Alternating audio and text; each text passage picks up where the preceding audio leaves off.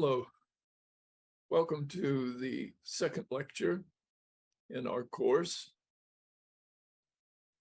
For this one, we're going to talk about some of the theories about what determined how Mahayana developed,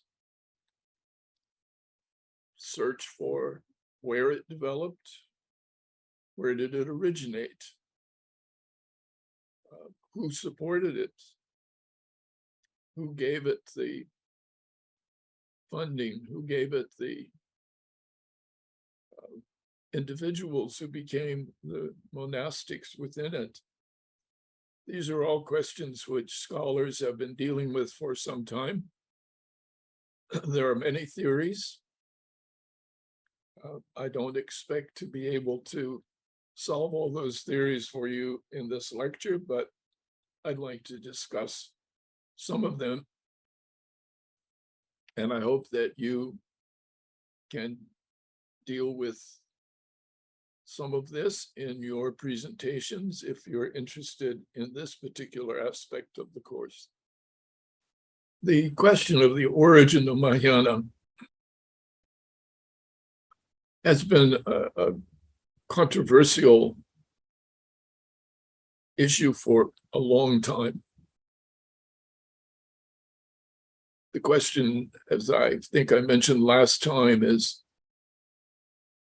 whether or not it started up in the Northwest, that would be in what's now Pakistan, Afghanistan, or whether it started along the East Coast, just down from the Ganges Basin at a place called Nagarjunakonda.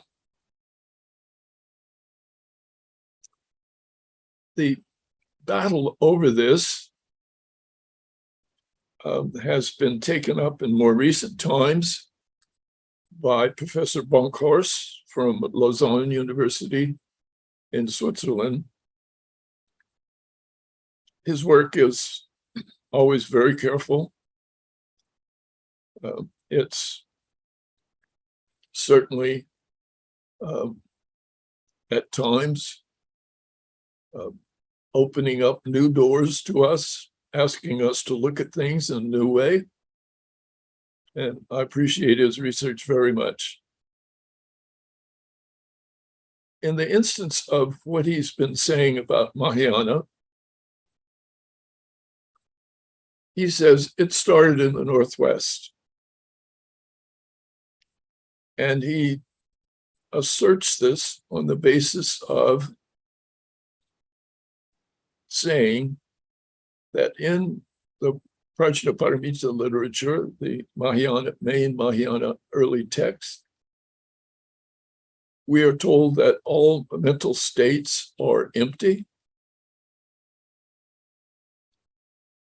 And so these empty states, which are sometimes called dharmas,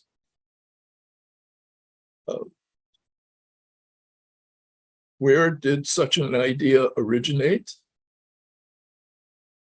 And he feels it's in the Northwest, particularly in the Gandhara region.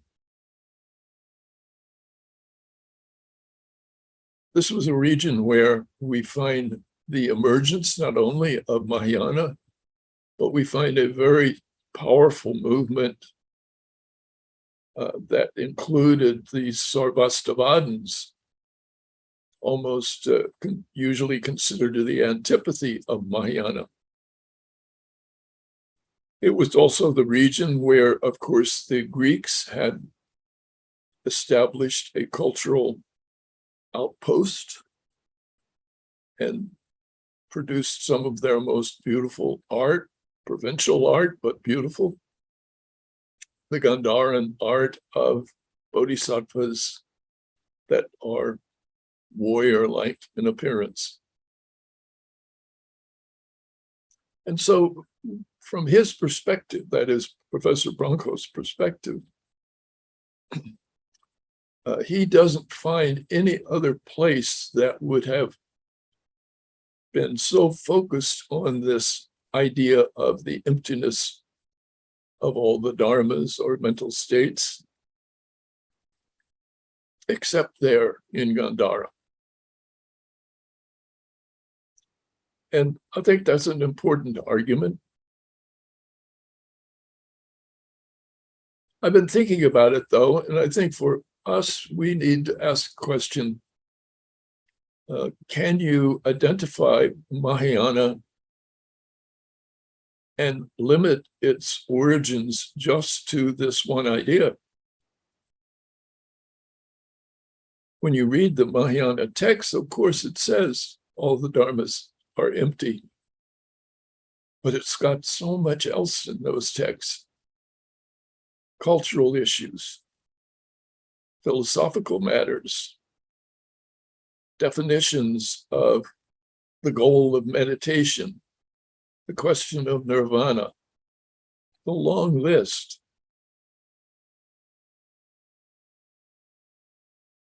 Then came Nagarjuna, famous logician on the east coast of India. Some people have felt that Nagarjuna may have actually been the one to put together the first Prajnaparamita sutras. I, again, am not sure about that at all, but it is certainly the case that at the same time that we have the emergence of the Mahayana idea in Gandhara, we have it emerging along the east coast of India. So my question is, have we asked the right question? Our question has been, which place did Mahayana arise? Nagarjuna Konda, East Coast, or Gandhara? But I'm wondering if that's the right question to ask. In working on the maritime research that I've done, when I turn to the Greek early history or description of the maritime world of the Indian Ocean, we find that they knew and identified, this is from Greece, they knew and identified a whole series of ports that were found along the west coast of India. And they knew that those ports were also connected to Sri Lanka and up the east coast, that there were sailing circuits that made this a system, and that people who were involved in this system, stretching from the northwest to the southeast coast of India, were connected with one another through these sailing circuits, and they were culturally connected. And these maritime merchants, some people have felt, and I think there is a strong point to be made, were the first literate people among the general population in India. And so when the Prajnaparamita texts talk about how writing is so wonderful for the first time, and perhaps introducing writing and reading to the Buddhist world, it could have been in Gandhara. Gandhara was connected to, very close to, the cultural pattern of Persia, which is next door. Persia is the one that lent India its alphabet, its script, and basically did introduce from all the way across Eurasia the growing amount of literacy using alphabets. So it's quite reasonable to say, yes, Gandharans would have been aware of writing and reading from their neighbors, perhaps even before anybody else in India. But if we think about the systemic notion of all the merchants who line the coastline from the northwest to the southeast, I wonder if this is the group that we should look for in terms of the adoption of these Mahayana ideas with written texts for the first time. So that's why I've asked, is it the right question to ask whether it was two separate centers widely separated from each other with very little information about crossing the whole of the Indian landmass from one to the other? If we instead do begin to talk about the system of the trade, the cultural patterns that were being moved along the coastlines, then Nagarjuna and Gandhara are part of that system. And they are at the opposite ends of it, if you will. But the links between them were probably more maritime than anything through the land.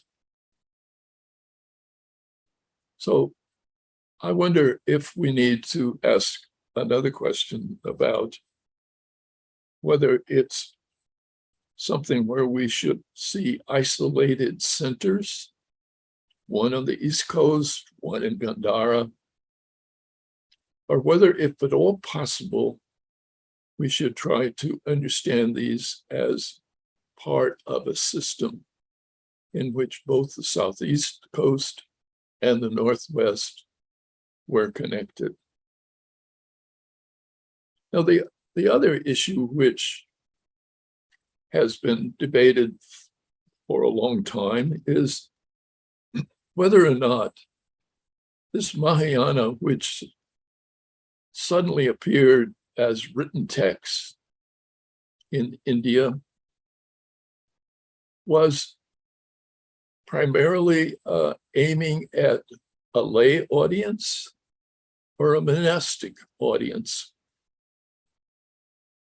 Was Mahayana, as some people have tried to say through the years, that it was a movement of lay people,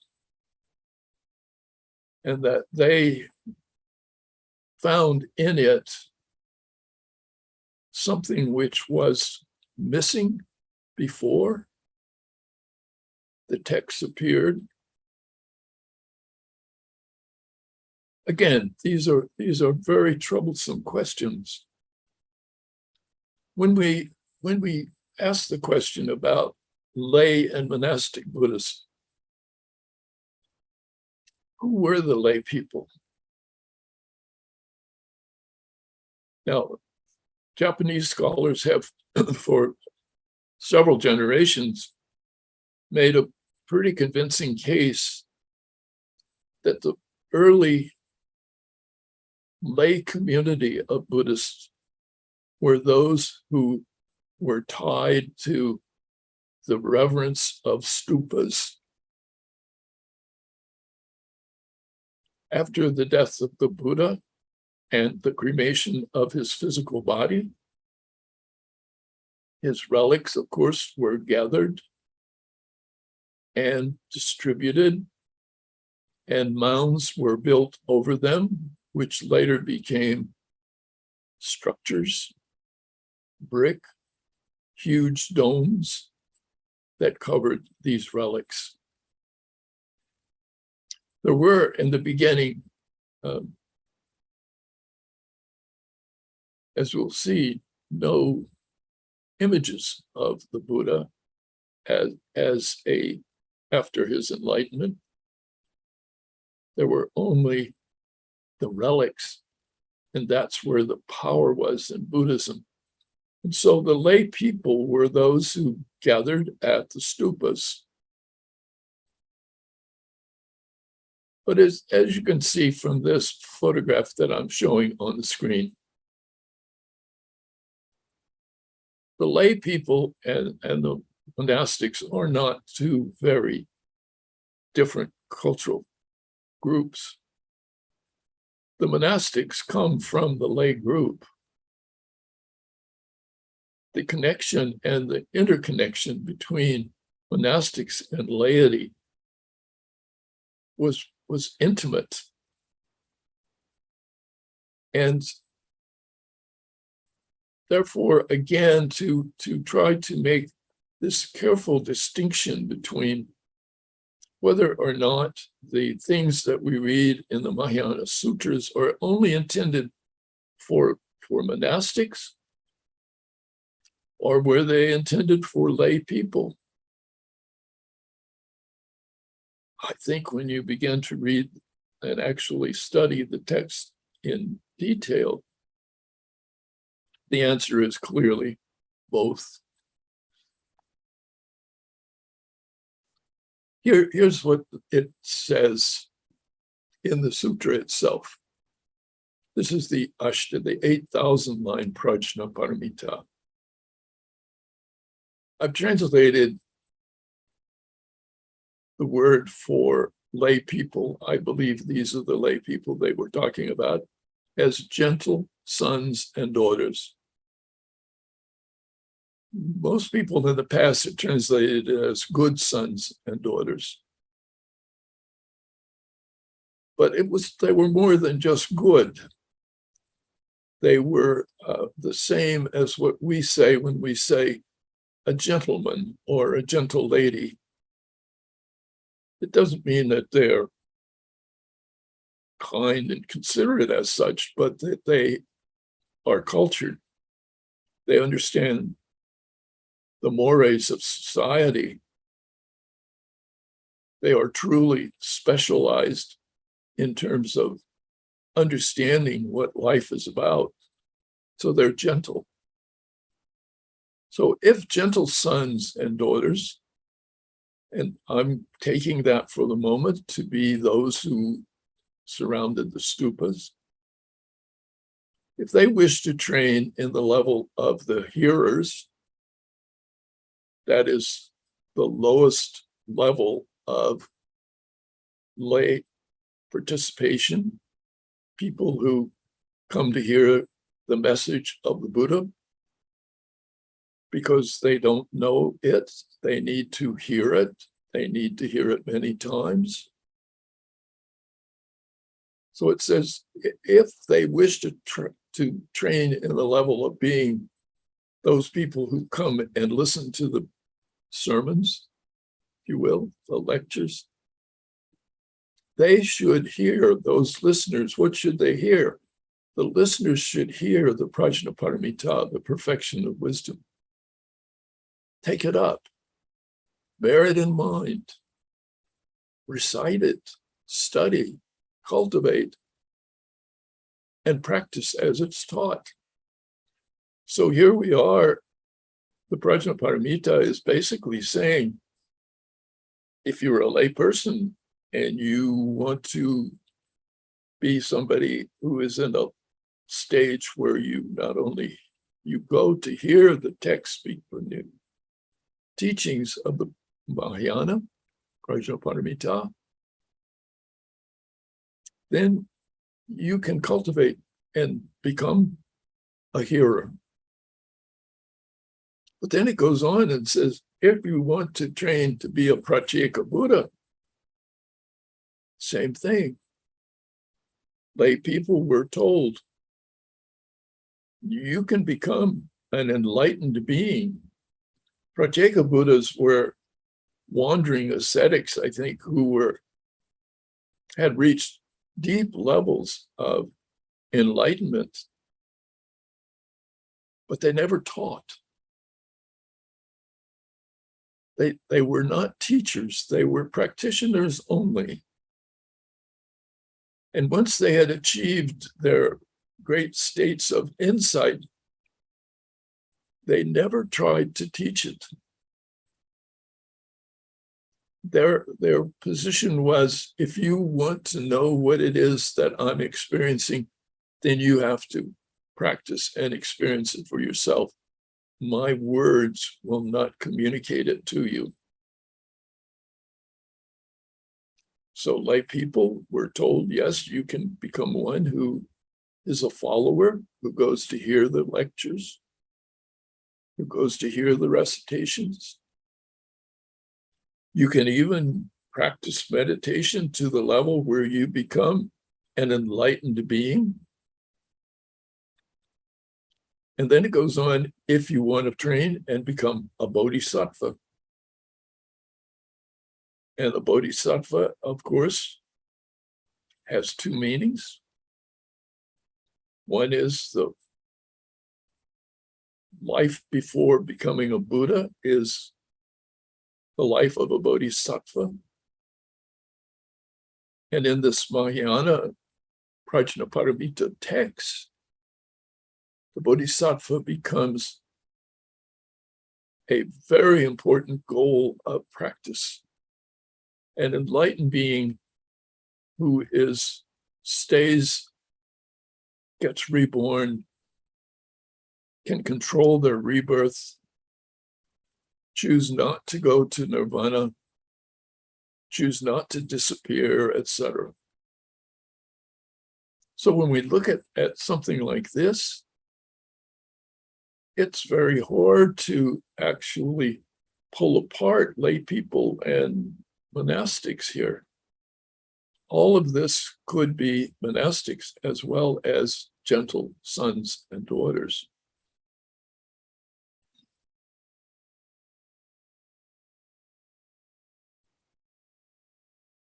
I think that one of the things, though, that we must keep in mind is that the great support which was given to the text of the Prajnaparamita had to have something which was a promise for those who followed it. And so the text tells us, if there are gentle sons and daughters who take this text, bear it in mind, recite and study, then Mara, that's the evil one, Mara's host, other human beings or non-humans, ghosts or spirits, will be unable to possess such people who are taking up the study of Prajnaparamita. And people who do that will never die by way of a misfortune. They won't be killed in an auto accident. It's what it's promising them. And it goes on to say, if those who receive and study this, even like the gods up in Tushita heaven, aspiring to full perfect enlightenment, then when you are reading a text, if you're a lay person, then the gods of Tushita heaven, who are so special, are going to come and be right with you. They're going to be attracted to you, which is a great promise. And finally, gentle sons and daughters, when they take this up, when they recite and study Prajnaparamita, whether in abandoned houses or on open roads, or if lost on the way, they will have no terror. So the Prajnaparamita is being shown to be a great defender, and that those who practice it are protected. So this definitely is aimed, I think, at the gentle sons and daughters, those who go to the stupa. But they're also now asked to do another thing, which is to take up the text, to read the text, to recite the text.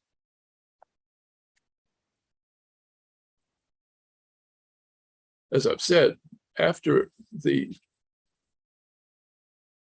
cremation of Shakyamuni's body, the stupa cult, if you want to call it, that's cult being not a bad word, but cult meaning when people do a practice in common, the stupa cult spread rapidly.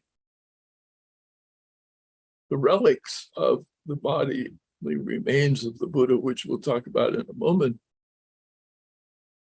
were being encased in these structures. And this was the beginning of an organization of the religion. This was a visual, a permanence. This was something which sought the support from lay people. These cost a lot of money.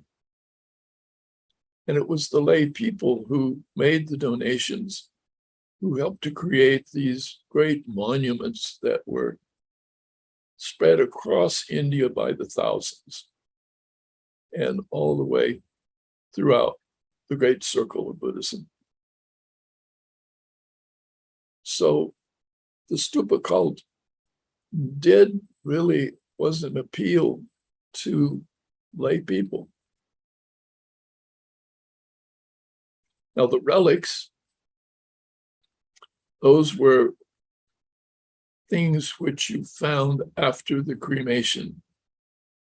So in the ashes and the debris of cremation, people looked for objects that had survived the cremation. And sometimes they were said to be the jewels of Buddhism. They were, as we can see, all kinds of different, sometimes molten forms, sometimes translucent. These were the relics, and they were highly prized. In the next lecture, I'm going to talk about the relationship of these relics to the text. But for the moment, just to say that these relics were a way for Buddhism to have an empowering agent as it began to spread. You could take a relic and build a stupa over it, put it anywhere. And whether or not that place had ever been considered holy wasn't a big issue. Now that you have the relic there, it has power. And people would come to that stupa because of the relic inside. I believe that this use of relics by the Buddhist was the beginning of relic worship throughout the Eurasia. I think the Buddhists were the ones that introduced the use of the relic to Christianity, particularly to Catholic Christianity. The first relics that appear in the Catholic tradition were those of the disciple Thomas, Jesus' disciple, who is said to have gone to India, where he died. He was a martyr,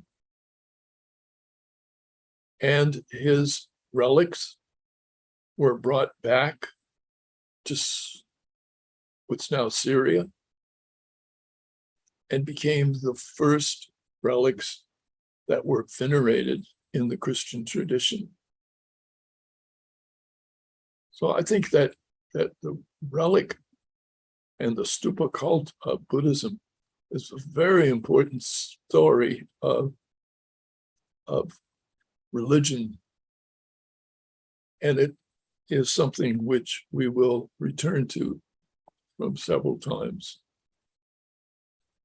Now, I mentioned that there was aniconic. The aniconic was that for a period of time, they didn't make an image of the Buddha as we later see in meditation or fully enlightened teaching. Instead, we had ani means lack of, iconic means image. There were images, but they were not of the full body. Instead, footprints. The Buddha has stepped here. Wherever the Buddha stepped became sacred. He achieved his enlightenment in the next image over. He achieved his enlightenment under the Bodhi tree. So instead of showing him achieving his enlightenment, they just show the Bodhi tree and the seat under it, and that people are still going to the Bodhi tree and to the place where it happened. And that event that occurred at that place was sufficient to have people come and worship at this place. So this is an indication that the relationship of the relic, the stupa, lay people, monastics, was, of course, all intertwined in a very complex story. And I think that we should be careful not to simplify it too much, because in doing so, we might lose some of the nuances and the great values that are inherent in the stories. Well, I've mentioned already that the Prajnaparamita, in one way, when we talk about the advent of Mahayana, all we're really saying is that we began to date the appearance of texts, not so much the movement as we are saying when the texts that call themselves Prajnaparamita, Mahayana texts, began to appear sometime at the turn of the Common Era. And these texts that began to appear, the question is, what was the relationship of these texts for people compared to the stupa cult that was already firmly being practiced for centuries, probably, in the Buddhist India and the Buddhist environs? So that the texts themselves give us some idea of what was happening in terms of the book versus the stupa. The texts say, if gentle sons and daughters, that is, if lay people, make offerings to the text of the Prajnaparamita Sutra, flowers, perfuming, do all the rituals that would normally be associated with, say, the person of the Buddha, or later on Buddha images. But it's now saying, and it's not stated here, but I'm using this just as the later idea. You could do all of these things toward a stupa. But if you did it and used these things and these gifts and directed them instead of a stupa to the text, your merit would be greater. In other words, writing is now sacred. Writing has even gained ascendancy, it almost seems, over the relics, the physical remains of the body of the Buddha. So that these people this group that were beginning to have written text, made this very crucial point that the texts themselves, and of course the teachings that are contained in them, but the texts themselves have now become a new form of worship. And the introduction of text and this veneration of written text is not necessarily the beginning of Mahayana, but it is the datable, the identifiable moment when writing and textual veneration and the sacrality of the written word came into the Buddhist tradition. And so it says, if you filled up under the four heavens stupas